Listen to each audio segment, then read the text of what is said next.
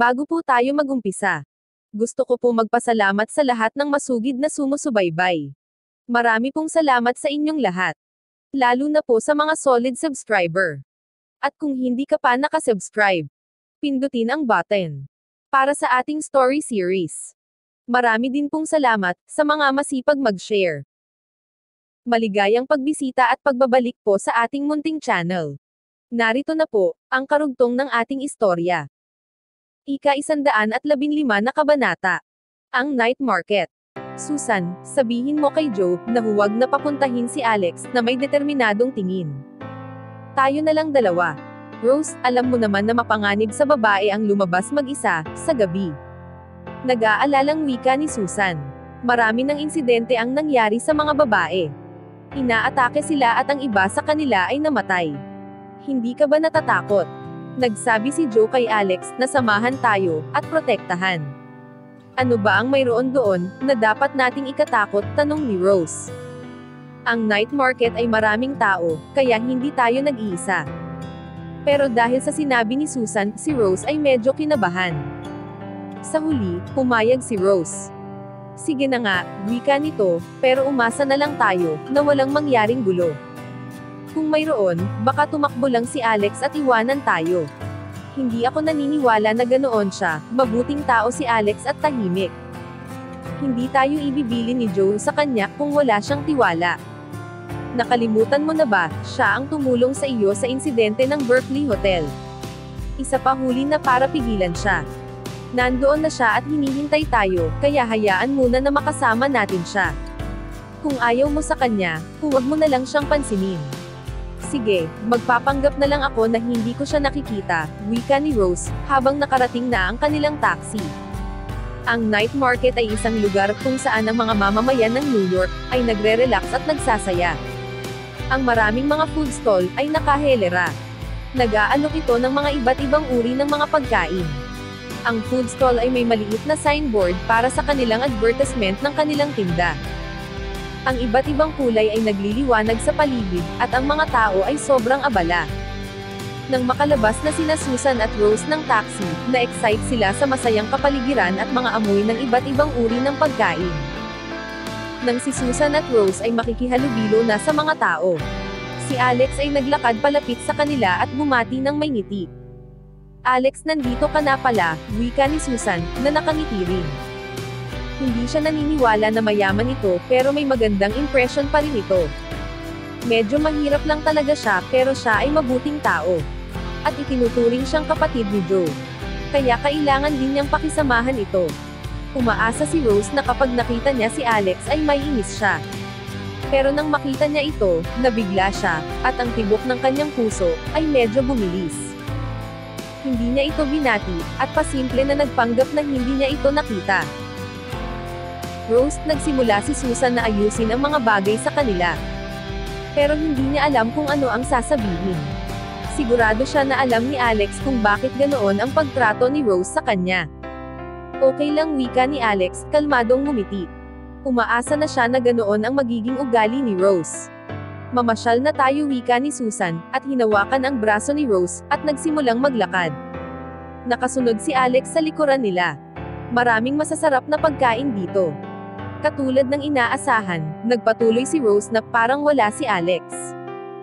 Hinila ni Rose si Susan para tingnan at tikman ang halimbawa ng pagkain na itinitinda. Tumayo lang ng simple si Alex sa gilid at tiningnan ang kanyang cellphone. Si Susan at Rose ay nagpatuloy lang sa lakad hanggang makarating sa mall. May isang stall na pinaliligiran ng mga tao. Hinila ni Rose si Susan papunta dito. Sa loob nito ay maraming nakadisplay na iba't ibang mga magagandang pendants. May mga iba't ibang klase ng bato na nakalagay sa iba't ibang hugis. Si Rose at Susan ay sobrang saya. Gusto nila ang mga maliliit na bagay. Kumuha sila ng ilan at nagtanong tungkol dito. Sa huli ay pinili nilang bilihin ang pinakamura. Alex, halika dito, tawag ni Susan, nang makita siyang nakatayo mag-isa sa pintuan ng tindahan. Naglakad si Alex patungo sa istanteng kahoy na puno ng maraming pendants. Ayaw ni Rose na makasundo ito. Kaya kinuha niya ang pendant na napili, at nagpunta sa counter upang bayaran ito. $20 po, wika ng matandang babae, at binalot ang pendant ni Rose. Dumampot ang matandang tindera ng 2 bracelet at ibinigay kay Rose. Bakit hindi mo kuhain ang 2 ito? May espesyal na kahulugan ang mga ito. Ganun ba, wika ni Rose, habang nakatingin sa matanda. Akin na ang kamay mo. Sabi ng matandang babae, habang kinuha ang kamay ni Rose, at inilagay ang wristband. Tumingin si Rose kay Susan na kasama si Alex. Wala sa kanila ang nakakaunawa sa ibig sabihin ng matanda. Binataakan niya ang iyong kamay, wika ng matandang babae, na nakatingin kay Alex. Iniabot ni Alex ang kanyang kamay, at ang matandang babae ay isinuot ang bracelet. Ngayon ang bracelet na ito ay pares. Kaya kayong dalawa ay laging magkarugtong. Kahit na ilang milya pa ang layo. Mag-concentrate lang kayo sa bracelet at mararamdaman ninyo na magkalapit lang kayo sa isa't isa. Naniniwala ang matanda na si Alex at Rose ay magkasintahan. Namula si Rose, habang nakatingin si Alex sa matanda. Walang kwenta at hindi totoo yan, wika ni Rose, at palihim na tumingin kay Alex. Casual lang ito at kalmado. Lumala pa ang kahihiyan ni Rose. Kung mapapagtanto ni Alex kung gaano siya naiinis. Baka pagtawanan siya nito. Walang sinabi si Rose, at mabilis niyang inalis ang wristband. Ang matandang babae ay itinali ito ng mahigpit, at si Rose ay nahirapan tanggalin ito pero nagawa niya rin. Tumingin siya kay Alex na nakatayo lang at tahimik. Itinapon niya ang bracelet sa lapag at nagmadaling umalis. Rose, hintayin mo ako, tawag ni Susan, na humahabol. Yumuko si Alex at dinampot ang wristband na itinapon ni Rose. At pinagsama niya ang dalawa. Sa isip niya, ang ganoong idea ay maganda. At kapag natagpuan niya si Debbie ay itatali niya ang wristband dito. Para kahit saan man siya magpunta, ay lagi nilang makakasama ang isa't isa. Inilagay ni Alex ito sa kanyang wallet at lumabas na sa tindahan. Nakita niya si Susan at Rose sa medyo malayo. At nang malapit na niyang maabutan ang mga ito, nagring ang kanyang phone. Si Russell ito, ang manager ng Autumn Beauty Boutique. Bakit tumawag si Russell sa kanya, nag-aalala si Alex. May nangyari kaya sa shop, sa isip niya. Mr. Ambrose, kailangan mong pumunta kaagad dito, nagpapanak na boses mula sa kabilang linya. Mabilis na nagtanong si Alex, anong nangyari, bakit? Ang ex-girlfriend mo ay gumagawa ng gulo. Wika ni Russell. Pinipilit niyang ipasara ang ating tindahan. At humihingi siya ng pera sa atin. Inaako niya na siya ang boss, at nagbibigay siya ng utos. Kapag hindi namin siya sinunod, sinasabi niya tanggal ka na. Naririnig ni Alex ang sigaw ni Kathy sa cellphone. Sige, pupunta na ako dyan, wika niya, at tinapos na ang tawag. Tumawag si Kathy sa kanya ng 5 beses nitong hapon pero hindi niya sinagot ito. Ito sigurado ang dahilan kung bakit nagalit siya. At ngayon, ay ginagawa niya ito para mapilitan siya, na makita ito. Maliwanag na wala na sila ni Kathy, kaya bakit niya ito ginagawa sa kanya? Tumingin siya kay Susan at Rose. Dahil sobrang galit si Rose, siguro ay dapat na pangupain muna niya ito. Hindi naman ganoon kalayo ang Autumn Beauty Boutique. Pupunta siya rito para harapin si Kathy, at babalik din kapag okay na. Isa pa maraming babae sa paligid kaya hindi naman masyado delikado. Nang makapagdesisyon na siya, nagtungo na siya, sa Autumn Beauty Boutique na kanyang shop. Sa pagmamadali na bangga ni Alex ang isang lalaki, na naka-sombrero at naka-sunglass, at khaki jacket. Pasensya na, mabilis siya humingi ng paumanhin. Nang mapagtanto niya, ito ay bulag. Nang makita niya ang stick na nasa lapag. Okay lang, bulag ako, at umarte na mabait.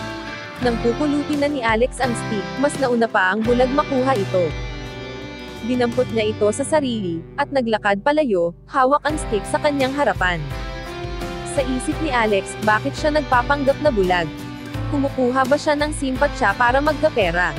Wala na si Alex oras para isipin pa ang ibang bagay. Nagmamadali siyang nagtungo sa tindahan.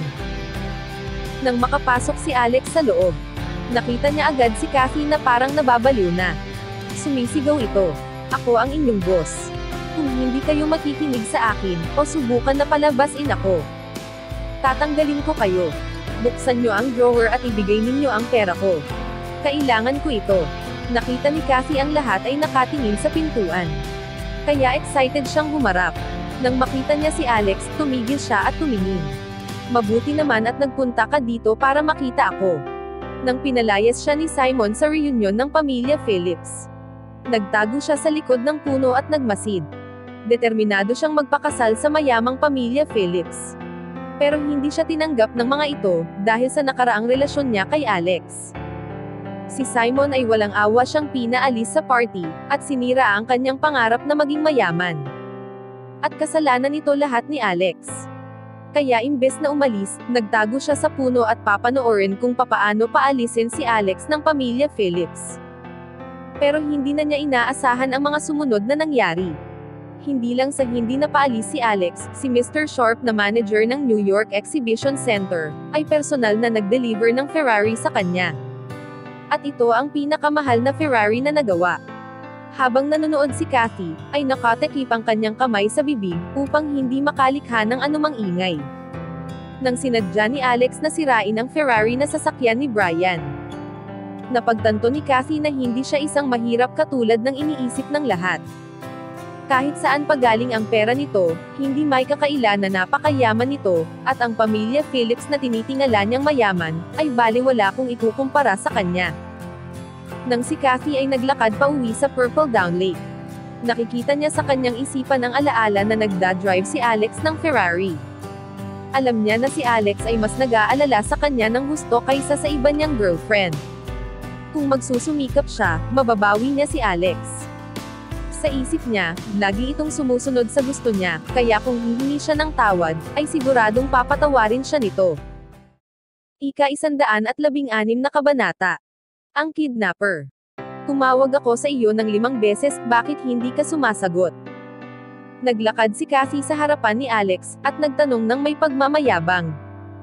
Ano ang gusto mong sabihin? Tumingin si Alex dito. Ang mga ikinikilos nito ay hindi maganda. Wala na siyang kahit anong gustong gawin, para sa kanya. Alex, nagkamali ako, kasalanan ko ang lahat sa nakaraan. Pagkatapos ko na makipaghiwalay sa iyo. Nalaman ko na, hindi ko kayang mabuhay kapag wala ka. Ikaw lang ang nag-iisa, na nagtrate sa akin ng maayos, at walang hinihingi na anumang kapalit. Magsimula tayo muli, okay, pagpapakumbo ba nito, habang nakatingin sa mga mata. Hindi siya nagsisinungaling dito. Pagkatapos ng mga natanggap niyang pagtrate nila Billy, at Simon, ngayon lang niya naiintindihan kung gaano kabuti si Alex sa kanya. Nakatulong rin, na alam na niya ngayon na mula ito sa isang mayamang pamilya. Imposible, wala na siyang nararamdaman dito. At hindi niya alam kung mayroon pa itong ibang motibo. Tumingin siya kay Russell at sinabi, bigyan mo siya ng $15,000. Hindi ko kailangan ang iyong pera. Maniwala ka sa akin, seryoso ako. Maayos at iginagalang mo ako. Gusto kitang makasama habang buhay, excited na wika nito. Namimiss na niya si Alex, na laging humahawak sa kanyang kamay, at itinuturing siya na parang isang kayamanan. Kathy, huwag ka nang makulit. Kuhain mo ang pera at umalis ka na. Huwag mo nang guguluhin ang tindahan ko. Kinuha niya ang kamay ni Kathy at inilagay ito mismo sa kanyang kamay. Hindi iyan ang gusto ko. Itinapon niya ang pera sa lapag. Hinawakan ang kanyang kamay at inilagay sa pisngi nito. Alex, nakalimutan mo na ba, na ako ang iyong Kathy? Hindi mo na ba naaalala ang mga oras na pinagsamahan natin? Ipinasyal mo ako ng halos 1 taon. At hindi ako pumapayag na hawakan mo ang aking mukha. Ngayon na pumayag na akong hawakan mo, mapapatawad mo na ba ako? Magsimula tayo muli. At magiging masaya muli tayong dalawa. Mahigpit na hawak ni Kathy ang kamay ni Alex para, hindi ito makawala sa kanyang kamay. Bitawan muna ako, hanggang kailan mo babalak gumawa ng pinagmumulan ng gulo? Hinilan niya ng ubod lakas ang kanyang kamay na dahilan, upang mapasunod si Kathy. Bakit? Naging masaya tayong magkasintahan. Sinabi mo sa akin na puprotektahan mo ako habang buhay. Kahit na magkamali ako ng lubos, at nasaktan ka, sinabi mo, na hindi mo ako sisisihin, at maayos mo akong itetrato. Desperado si Kathy na ipaglaban ang relasyon nila sa nakalipas. Sige, dahil gusto mong malaman kung bakit, sasabihin ko na sa iyo ngayon. Dahil ikaw ang aking first love. Hindi ko pa alam kung ano ang pag-ibig dati. Kaya noong magkasama tayo, ibinigay ko ang lahat. Matatapos ang aking buhay ng kasama ka. At hindi ko tinanong ang aking sarili kung totoo bang pag-ibig ito o hindi. Pagkatapos nating maghiwalay, nakilala ko si Debbie. Nang si Debbie at ako ay magkasama. Sobrang magkaiba ito. Kapag kasama ko siya, lagi niya akong iniisip at nag-aalala sa akin. Kapag wala siya, ang puso ko ay malungkot. Kapag kasama ko siya, sobrang saya ko. Wala akong nararamdaman na pagsisisi. Kaya nagsimula akong tanungin ang aking sarili, na noong magkasama tayo ay totoong pag-ibig ba iyon? Naisip ko na ako ay isang talunan na gustong makaramdam ng tagumpay. Ngayong inisip ko ito, medyo nakakatawa. Pero hindi ko iniisip na kailangan nating magsisi. Nakakagawa tayo ng pagkakamali kapag bata pa tayo. Maliwanag na wika ni Alex. Natulala si Kathy. Ang mga salita ni Alex ay parang death sentence. Ang pag-asa niya na mabawi pa ang kanilang relasyon, ay wala na. Si Alex ay hindi na siya babalikan. Kung hindi ako nakipaghiwalay sa iyo noon, at makikilala mo si Debbie at Kelly, iiwan mo rin ba ako? Tahimik niyang tanong. Ito ang pinakagusto niyang malaman. Nakaramdam siya ng awa habang nakatingin kay Kathy. Alam ni Alex sa sarili, na kung hindi siya hiniwalayan nito, mananatili pa rin siya kasama ito. Kahit makilala niya si Debbie o si Kelly, o kahit sinong babae pa na mas higit. At kahit mapagtanto niya, na isang pagkakamali ang makasama siya. Pero kung sasabihin niya ito kay Kathy ngayon, baka masaktan ng gusto ang puso niya. Siguro, mahinang wika ni Alex habang nakatingin sa kanya. Pinili niya ang sagot na ito, na hindi masyadong masasaktan ang puso niya. Nabuo ang mga luha sa mata ni Kathy, at ang luha ay nagsimulang umagos sa kanyang pisngi. Pero hindi siya gumawa ng kahit anong tunog. Ginagawa niya ang kanyang makakaya para hindi bumigay sa harapan nito. Gustong lumakad ni Alex para damayan ito, pero magiging madali ito para pagmulan muli ng ibang bagay. Kaya itinago niya ang sakit sa kanyang puso. Dahan-dahan umalis si Kathy, at hindi tumingin sa kanya. Tumalikod ito at naglakad palayo. Sa panunood niya sa pag-alis ni Kathy. Sa isip niya, simula nang makilala niya ito hanggang ngayon. Ang babaeng ito na nakasama at pinagsaluhan ang mga masasayang karanasan sa loob ng halos isang taon, ay tatapusin na ang lahat ng kanyang nararamdaman para sa kanya. Kalahating oras ang lumipas nang makabalik na si Alex sa night market. Tumayo siya sa gitna at hinahanap sila Susan at Rose. Hindi niya alam kung umuwi na sila Susan at Rose. Kaya tumawag siya kay Susan at nagtanong. Si Rose at Susan ay nagpatuloy sa pamamasyal sa night market. Si Rose ay hindi masaya sa ipinakitang ugali ni Alex sa nakaraan. Talagang ginagalit niya ako. Susan, nakita mo rin ito. Kalmado lang siya, at hindi nahihiya. Iniisip niya na sapat siya para sa akin. Nakakita ka na ba ng taong walang kahihiyan? Tanong ni Rose. Si Rose ay sinasabi ang mga salitang ito ng paulit-ulit ng gabing iyon. Si Susan ay pagod na sa pakikinig dito. Rose, huwag mo masyadong isipin iyon. Si Alex ay may tahimik na personalidad. Hindi ang mga katulad mo, ang makakaalam noon. Isa pa mayroon na siyang girlfriend, at ang kanilang relasyon ay maayos. Huwag ka mag-isip ng kung ano, wika ni Susan. Hindi sinabi ni Alex ang nangyaring pagkawala ni Debbie. Dahil wala namang kahit sino ang makakatulong dito. Mayroon na siyang girlfriend. Pero walang hiya pa rin siya. Nakakabuiset siya. Kahit ano pa ang nagawa ni Alex, sa mata ni Rose ay isa pa rin itong walang kwenta, sa isip niya. Sinabi mo, na sinabihan siya ni Joe na bantayan tayo. Nasaan siya ngayon? Kapag nakabalik na tayo, sabihin mo kay Joe, na ang lalaking ito ay walang pakiramdam sa responsibilidad. Kaya dapat na nating tigilan na makasama siya. Siguro ay hindi niya tayo makita, dahil masyado tayong mabilis, wika ni Susan.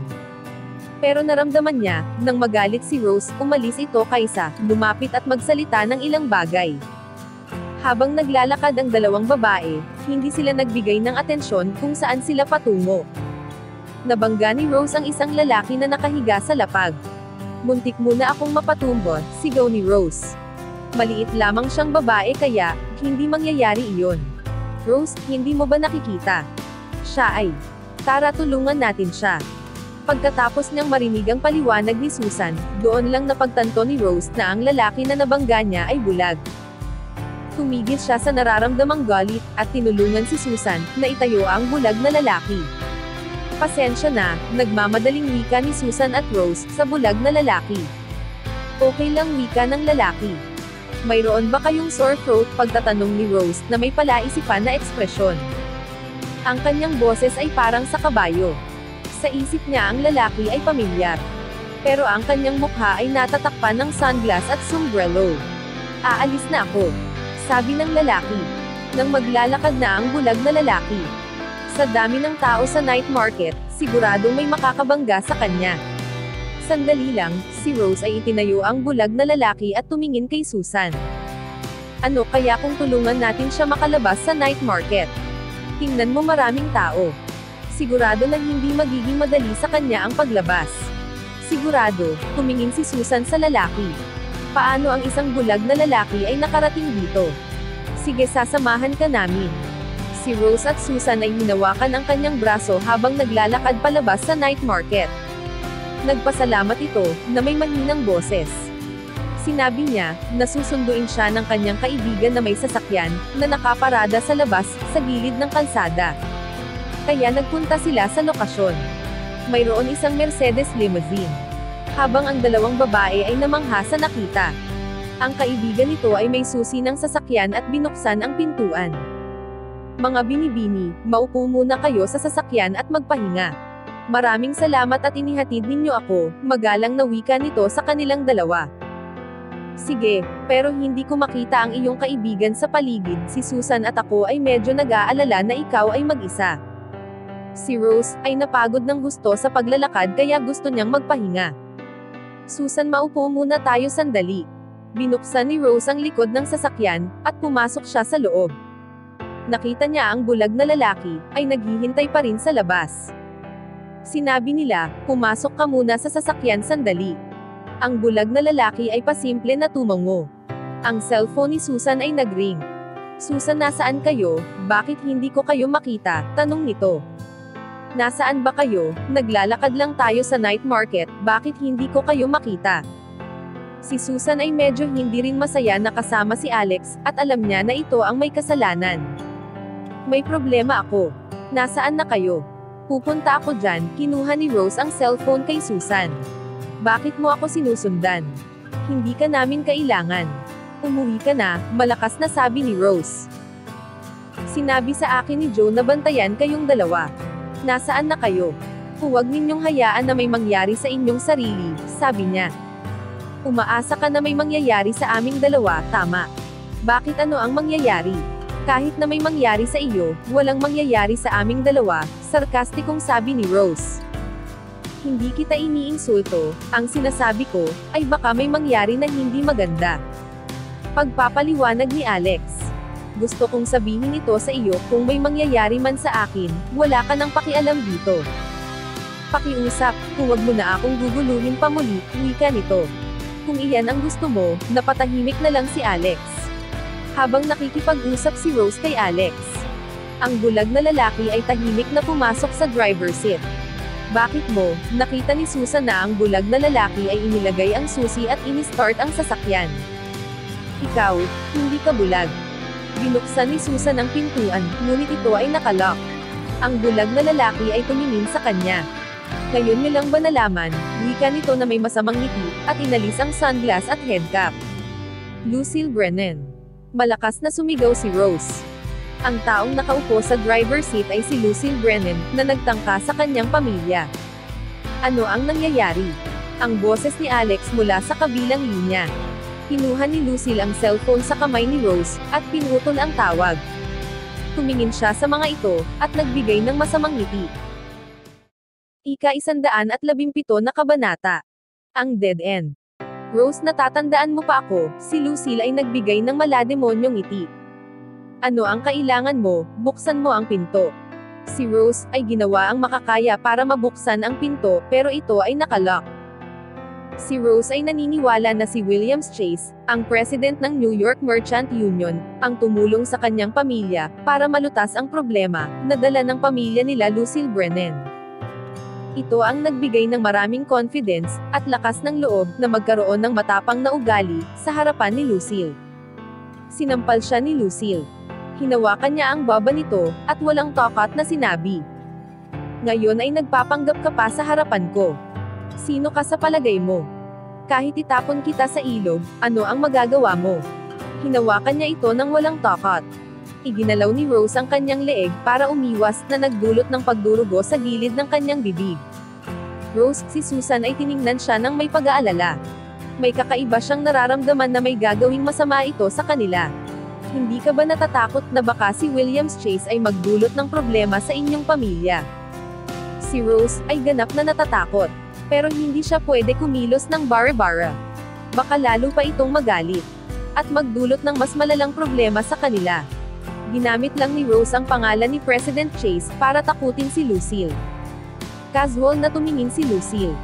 Mukhang ang iyong pamilya ay walang koneksyon kay President Chase. Ano ang ibig mong sabihin? Tanong ni Rose na nabigla. Yumuko si Lucille at tumawa.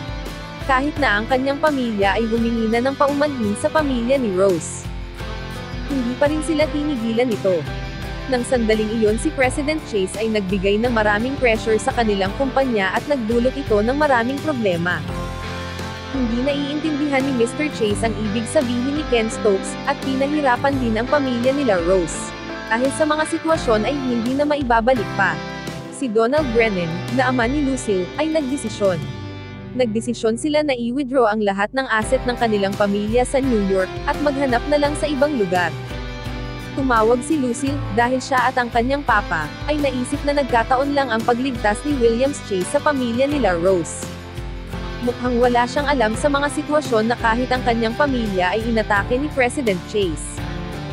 Kung ang pamilya nila Rose ay may koneksyon kay President Chase, hindi ito magsasalita ng tungkol sa kanila ng mahalagang bagay. Ibig sabihin ang kanilang hinala ay tama. Bakit ka tumawa? Pagtatanong ni Rose habang nakapaisip. Bakit napapatawa siya nang binanggit ko ang pangalan ni President Chase? Asa ka pa, kahit magpakita si Williams Chase dito, ano ang dapat kong ikatakot? Kahit na sinabi niya ito, ay sa loob niya ay natatakot pa rin siya. Pero ang kanyang papa ay nagdesisyon na umalis sa New York. Kaya paano ang head ng New York Merchant Union ay may magagawa pa? Ibalik mo ang aking cellphone. Tatawag ako sa aking papa ngayon. At sasabihin ko na hanapin niya si President Chase para i-freeze ang iyong account. Si Rose ay hindi pa rin naiintindihan ang sitwasyon. Sinampal uli siya ni Lucille. Ipinakita niya na wala siyang awa. Sinaktan niya si Rose, hanggang sa bumalik ito sa kanyang upuan. Nagmadali si Susan upang tulungan ito. Mayabang na babae, magsalita ka pa ng isang beses, papatayin na kita ngayon, malakas na sigaw ni Lucille. Nang sandaling iyon hindi na naglakas loob magsalita si Rose. Si Susan ay nakakaramdam ng matinding panganib. Naramdaman niya na malapit na siyang mamatay. Nang makita ni Lucille si Rose na nakatahimik, nagpakita ito ng ngiti na may pagmamalaki. Ang mga mata niya ay walang itinago, habang nakatingin sa kanilang dalawa, ng ilang beses. Tumalikod na siya at nagsimulang paandarin ang sasakyan. Hello Rose, malakas na wika ni Alex sa cellphone. Pero ito ay nag-beep lang, ng busy na signal. Walang nagawa si Alex kundi yumuko. Kung si Rose at Susan ay napunta sa kamay ni Lucille, ang mga pwedeng mangyayari ay hindi mai-imagine. Nagpunta siya sa surveillance room, na nagbabantay sa night market, at kung pwedeng makita ang surveillance footage. Nang marinig ng mga tao na nawawala ang kanyang mga kaibigan. Pinanood nila ang footage sa oras na ibinigay ni Alex. Nakita ni Alex ang lahat, at na-shock. Nakita niya sina Rose at Susan ay tinulungan ang isang bulag. Na kanyang nakabangga. Sigurado siya na ito si Lucille at ito ang plano niya. Naging maliwanag ang kanyang motibo, kaya siya nagpanggap na bulag. Kapag hindi agad tinulungan ni Alex sila, baka ang maging resulta ay lumala. Na-realize niya na kailangan maayos agad ang sitwasyon. Lumabas si Alex sa surveillance room at tumawag kay Ken Stokes. Si Ken ang pinakamabilis at pinakamabisa para masolusyonan ang sitwasyon. Alex, huwag kang mag-alala masyado, tatawagan ko si Donald Brennan ngayon. Hindi siya maglalakas ng loob saktan ang mga kaibigan mo, wika ni Ken. Na nakatulong sa pagkalma ni Alex. Sige, dahil sa sinabi ito ni Ken. Ibig sabihin ay hindi na ito magiging malaking problema. Sigurado na maaayos niya ito ng tama. Kumalma si Alex sandali, at tinapos na ang tawag. Wala pang 10 minuto. Tumawag sa kanya si Ken. "Sir, hindi ko makuha ang numero ng cellphone ni Donald Brennan. Pero nalaman ko na gusto na niyang ilipat ang lahat ng kanyang asset sa ibang lugar. Sa nakaraan ginamit namin si Williams Chase ng New York Merchant Union para warningan siya.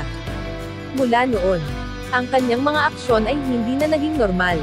Mukhang ang kanyang galit ay nanatili pa rin, at naghihiganti kay Rose bago sila umalis sa New York." Paliwanag ni Ken. "Nasa New York ka ba? Pupunta ako dyan." Sa narinig ni Alex, medyo natarante si Alex. Gusto niya itong makita. Nag-aalala siya, ibinili ni Joe si Susan at Rose sa kanya na bantayan ngayon gabi. "Magpapadala ako ng kukuha sa iyo ngayon. Gagawin ko ang lahat para hanapin ang lokasyon ng iyong kaibigan." Wika ni Ken.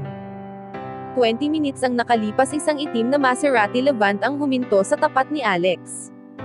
Sumakay siya para makipagkita kay Ken.